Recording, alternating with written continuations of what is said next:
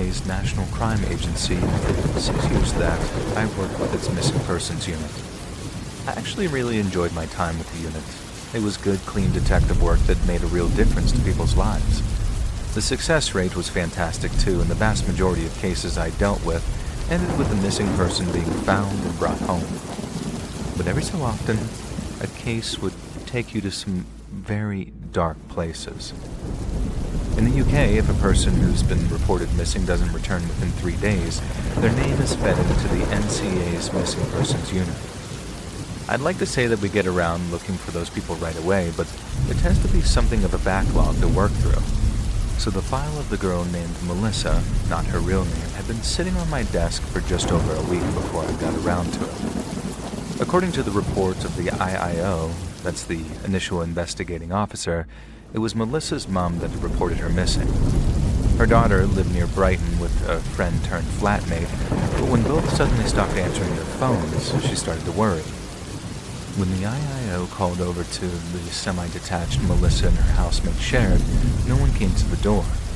But after talking to a neighbor, he learned both Melissa and her flatmate had been seen recently, and nothing appeared amiss with either of them. Now, this was encouraging, but not conclusive, so I drove over to the address in the hopes of closing the case that day. The house in question was a lovely little place, with a small front garden and nice flower beds. After I rang the doorbell, a young woman opened the door, early 20s, petite, with sandy blonde hair and a big smile. She introduced herself as Helen, also not a real name, and as Melissa's housemate, who was only too happy to explain the situation. I was told Melissa had taken ill and was upstairs in bed. Helen, on the other hand, had been so rushed off her feet having to work and take care of her that she'd missed her mum's calls and forgotten to return them. And she seemed terribly sorry to worry everyone, but both she and Melissa were fine and were in no need of assistance. It sounded like a convincing story. She didn't appear to be hiding anything anyway. But we can't just take people's word for it when it comes to missing persons investigations.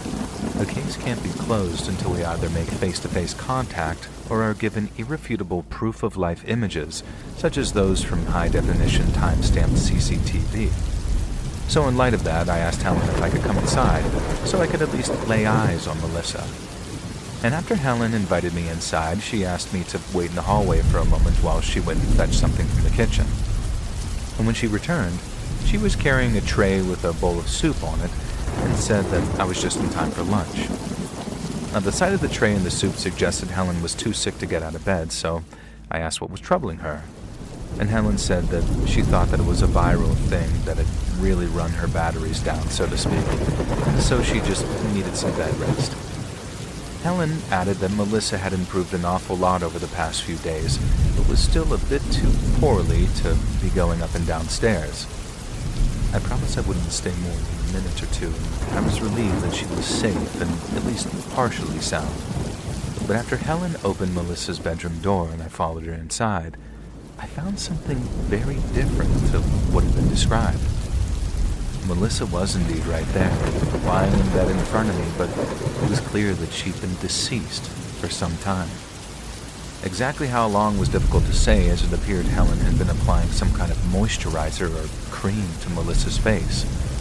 Her clothes appeared clean, meaning Helen was frequently changing them, because after she set down the tray and tried feeding Melissa a spoonful of what I think was chicken soup, it sort of just dribbled out of her mouth and onto the neck of the t-shirt she was wearing. It was a scene that, even thinking about it all these years later, makes the hairs on my arms and neck stand on end. But Helen acted like it was the most normal thing in the world. She said sweet, encouraging things to Melissa as she attempted to feed her, almost like the way a person talks to a child. When the soup sort of dribbled out of her mouth, she said something like, "Oh dear, making a mess again. But don't you worry, I'll get that cleaned up for you." Now, I've never seen anything that was so frightening, disturbing, and upsetting all at once, not in all of my time in the police. And so, and I'm ashamed to say, but all I could do for a minute or so was just sort of stand there, gawping and trying to work out what was going on.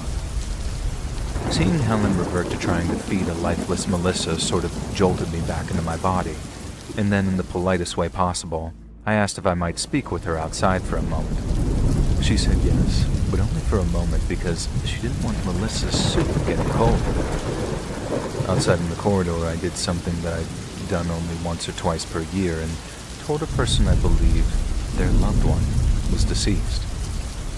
Now, on every other occasion, this was greeted with either tears of grief or a grim sort of acceptance. But on this occasion, Helen looked at me like I'd grown a second head.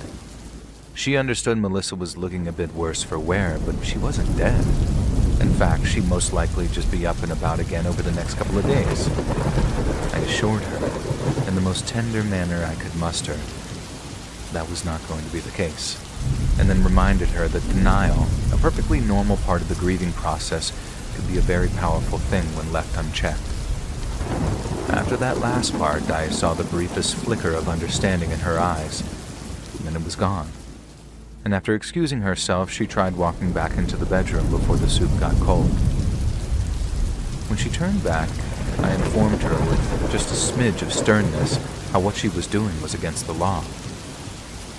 Unless she surrendered Melissa's body to the relevant authorities, she would be arrested and charged. When I said that, she turned nasty. She spun around, and with this look of anger and outrage on her face, asked if I was really going to arrest her for taking care of her friend. I reminded her that, as hard as it was to accept, that wasn't what she was doing. When she pointed towards the stairs and told me to see myself out, I asked her not to make things any worse than they already were.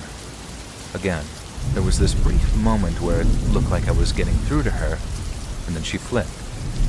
Her eyes went all wide, and she started screeching at me to get the hell out of her house. And then, seeing as I didn't want to aggravate her any further, I immediately began walking toward the stairs while saying, Okay, Helen, I'm leaving. But as I walked, I made one near fatal mistake and pulled my mobile phone out. She knew what that meant. And after lunging at me in a way I never expected, she slapped the phone out of my hands and it went tumbling down the stairs. I asked her to calm down as I walked down after my phone, but Helen screamed something about me trying to take her away. And then what I also didn't anticipate in the slightest was Helen launching herself down the stairs and onto my back so hard it sent us both crashing down the last few steps. The landing so thoroughly knocked the wind out of me that I was convinced that I must have broken a rib and maybe even punctured a lung. I could barely move for a second, but then feeling Helen's fingers reaching for my face, and more specifically my eye, spurred me into action. Now, I'm not going to pretend that it was some epic struggle. I was a 5'11" ex-rugby player, and she couldn't have been any taller than 5'4". But unleashing that kind of force on someone that I knew was just out of their mind with grief, that made for a struggle all of its own. Restraining her did no good at first, and Helen kept on trying to fight me. And it was only when I mentioned Melissa's family that I saw that flicker of understanding reappear in her eye. But that time, it didn't go away. It stayed, and after she suddenly stopped struggling, Helen burst into tears. I promised that I'd get her help. And I did, although it wasn't until uniformed officers turned up that I learned that I had 3 deep scratches on my face running away from my right eye. Helen was taken away first, then Melissa, and then after that I went back to the office to contact Melissa's mom and close the case. Helen was charged with assault on a police officer and preventing the lawful burial of a dead body. She pled guilty to both charges and received a very lenient suspended sentence due to her fragile state of mind at the time of the incident. Helen later wrote to me, apologizing for what happened. I offered my complete and unreserved forgiveness and told her that it was all part of the job. I didn't join the NCA because it would be an easy ride. I joined because it meant doing difficult things to help people through the hardest and darkest of times. The Kyoto Hattori case centers on a shocking attack that unfolded in Tokyo on Halloween night, turning what should have been a night of celebration into chaos and fear. Dressed in a costume that eerily mirrored a comic book villain, Hattori's actions stunned the nation and raised unsettling questions about motive, isolation, and the darkness that can hide behind an ordinary smile.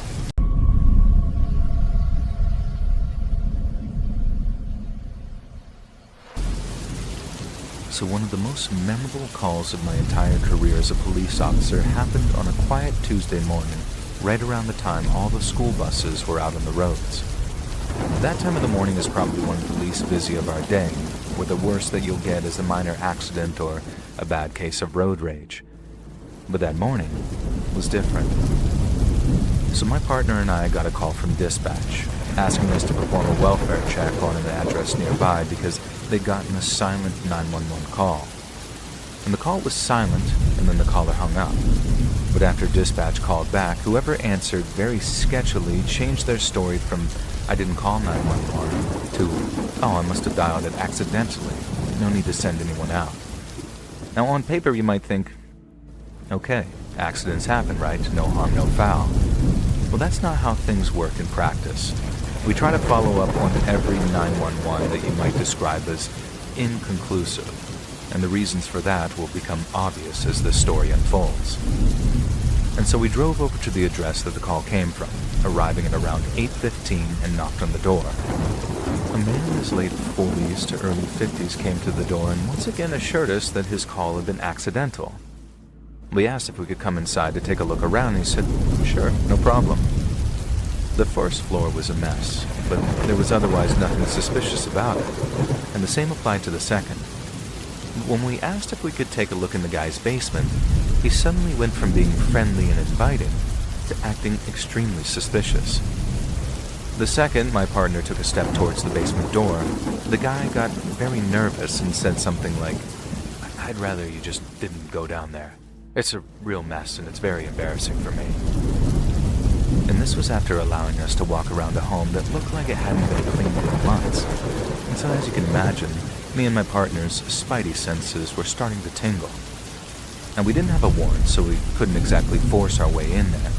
But when we told him that we would come back with a warrant, he just said, "Fine, go get your warrant, but for now I'd just like both of you to leave." And then we did as he asked, thanked him for his time, and then walked back to our squad car, fully intent on reporting what we'd found so the department could apply for a warrant.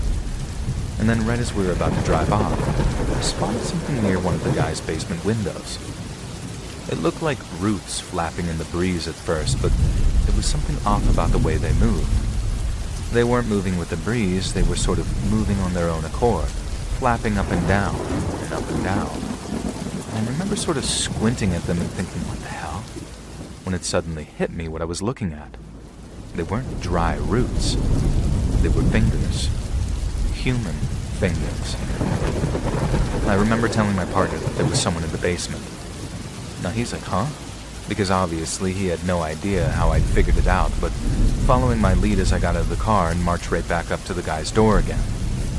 The fingers were gone from the basement window when I tried to show him, but he trusted that I hadn't just hallucinated the whole thing and joined me at the guy's door when I knocked a second time. Now the guy came to the door saying, "I thought I told you two to get lost." No, he didn't open the door. He talked through it, which I guess was a smart move considering the circumstances. He just wasn't smart enough. I told the guy that we'd stay out of his property, but we just had an issue with one of our sergeants who didn't believe the 911 call had been accidental. He could either call the department, which might involve being put on hold for maybe 5 to 10 minutes, or he could walk to our squad car and talk to the sergeant on our radio, which would take no more than around 60 seconds. Now, I laid it on thick, like we were sorry, like we might even be in trouble for bothering him, and he bought it hook, line, and sinker, though. And then when he stepped out of his house and closed the door behind him, we pounced. We easily took the guy to the ground, and after putting him in cuffs with my partner standing guard over him, I entered the house, starting to clear it, and made my way to the basement. It was locked, but with the whole place rotting from the inside out, it only took a couple of kicks before those hinges gave way, and I was able to sort of wedge my way through the door panel. Flicking the light switch did nothing, so I flicked on the flashlight attachment on my pistol and crept into the dark, calling out police department. Then as I listened, I heard this muffled groaning coming from what looked like a closet. The door was padlocked, so I had to search through piles of debris and rusty tools before I found anything that could clip it off. But when I did, and I opened the door, I was greeted by a cage, and inside it was a young woman who who had some kind of mask attached to the lower half of her face. She burst into tears when she saw that it was a cop opening the door and not her captor. And then after I removed the mask, which doubled as a kind of gag, she kept saying thank you, thank you, thank you through her tears. It turned out it was the guy's niece, who had been sent to live with him by her parents after a period of very unruly behavior, quote unquote. We built the cage in the closet right next to the basement door, and at first we figured it was for light and air, but the point was to taunt her with a view of the outside world that was too high for her to reach. But then how did she stick her fingers out the window? I'm probably hearing you ask. Well, through weeks of practice, that's how.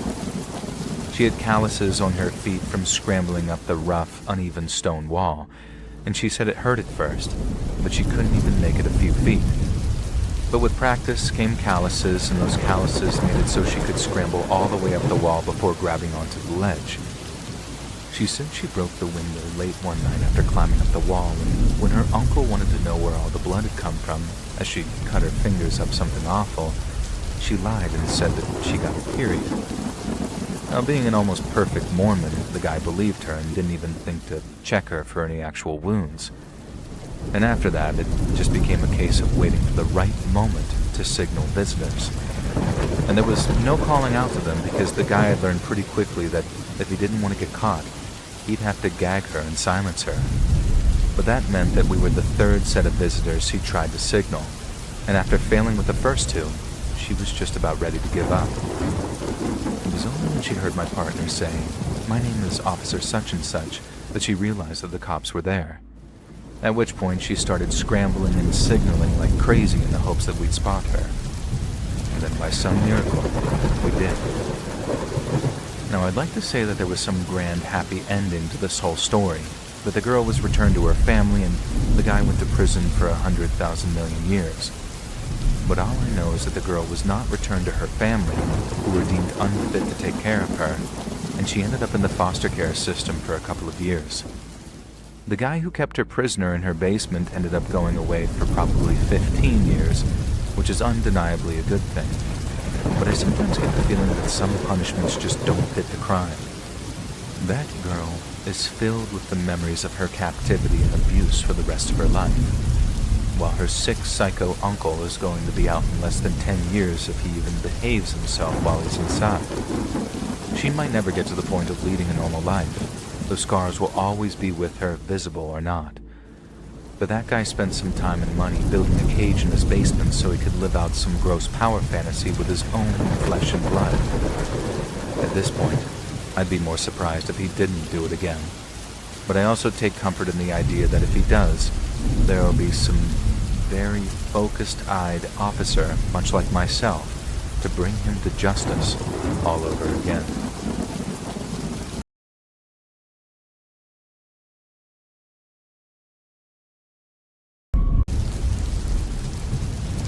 I was a negotiator for over 2 decades, and as you can imagine, I saw my fair share of messed up situations and even more messed up endings to these said situations. But out of all of them, this is the one that springs to mind whenever someone asks which are the most memorable. Now, one night, I got a call about a barricaded suspect in a downtown apartment building. The guy was armed, and he'd already shot at the cops once already, and he was threatening to set the whole building on fire if anyone tried to break down his door. I jumped in my car and drove downtown. Then when I arrived at the apartment building, 2 cops guided me to the elevator and up to the floor of the barricaded apartment. After 20 years in this line of work, I've learned that being a police negotiator really isn't about talking, it's about listening. Everyone imagines it's all smooth words and quick thinking, but the truth is, the best negotiators are patient, quiet, and calm when everyone else is losing. You spend most of your time trying to understand what brought someone to that breaking point, because there's always a story behind the gun, behind the barricade, behind the threat. And in this case, our suspect had just sort of snapped. He was a recently released felon who had been working a job program, and from what I could gather, he clearly hadn't been ready to rejoin society. He said his boss just kept talking to him like he was lesser than, so he smacked him around a little before quitting. The cops then went to his door to cart him off to jail, And that's when he opened fire on them through the door with what the officers said was a large caliber semi-automatic rifle. And when I asked him what he wanted, he said that he wanted to leave the country. He'd rather die than go back to prison. He hated America, and he'd rather be a gringo with no español than go back to wearing prison blue. I tried telling him that that wasn't going to happen, that the only way out was to stay within the realm of realistic options. And he replied that his position hadn't changed, and if we broke down that door, the building was going to go up in flames. Over the next hour or so, I just kept on trying to reason with him by shouting down a short corridor. Not the most ideal way of communicating, but it was effective enough for me to determine that our perp wasn't alone in his apartment. Oh no, his mother was in there too. And once we realized that, the situation changed radically. It was no longer about getting our perp out of his apartment. It was about getting his mom out so SWAT could do their job without getting her hurt. But when I suggested that he allow her to leave, and owing to his belief that we'd somehow hurt her, the perp refused to allow his mom a way out. She hadn't spoken much during the standoff. I mean, so much so we didn't even realize that she was in there till she finally spoke up. But when her son refused to let her leave, she got very vocal in trying to persuade him otherwise. Being very much on our side, she kept telling her son to do the right thing and give himself up. Or if he wasn't going to surrender, he should at least let her leave because no mother should have to watch their son die in front of their eyes. You might think that this was something I appreciated, having someone on the inside to wear him down psychologically. In reality, I had the complete opposite reaction. It sounds crazy to say it, but by the time she was bringing up the prospect of imminent death, I actually appreciated the perp telling her to shut the F up. I didn't say it out loud. You don't ever want to say anything overtly negative. But as a negotiator, you want to keep your perp calm, but above all, you want to keep them hopeful. Sometimes I think the most effective words in my arsenal are, "No one has to die here today," because it gives a perp hope. So when his own mother announced her belief that he wasn't long for this world, I don't think a single other sentence could have caused him more agitation. I tried saying, "Your mom's going to be fine, and so are you," but he wasn't even listening to me anymore. He was focused entirely on his mom as she talked about how she might die and how he might die and how they'd see it. I called out those 7 words, "No one has to die here today." But on that occasion, they didn't even make a dent in the screaming and shouting that came from the other side of the door, which got louder and louder before bang, bang, bang. There was this dead silence for a couple of seconds, and at first I thought that the shots might have been directed at us through the apartment door. Turns out they weren't fired at us, but we didn't figure out who exactly the perp was aiming at until we heard him whimpering, "What have I done? What have I done?" And that night was the only time in my whole career, my whole life in fact, that I ever asked another man, "Did you just shoot your mom?"